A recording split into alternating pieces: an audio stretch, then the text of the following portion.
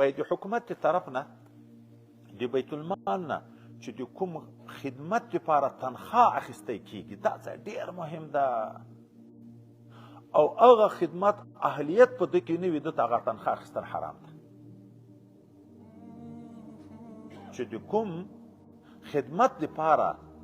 ده ته تنخواه مقرره کېږي دی هغه خدمت نشي کړی اهل د هغه خدمت نه وي ده ته هغه خدمت اخیستل د هغه تنخواه اخیستل دا ناروا ده دا موږ ته به هلته استادانو ویلې لکه د سندو په لحاظ باندې تنخواوې وي د هر سند په انداز باندې خپلې تنخواوې مقررې کېږي لکه دلته چې پوسټونه ورته ویایي بستونه ورته ویایي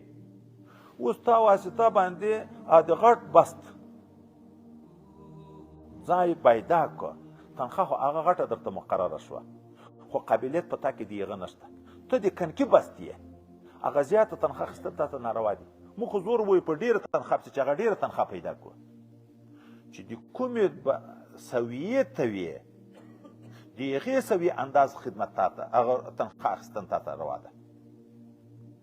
چې ته اهل نه یې د هغه خدمت او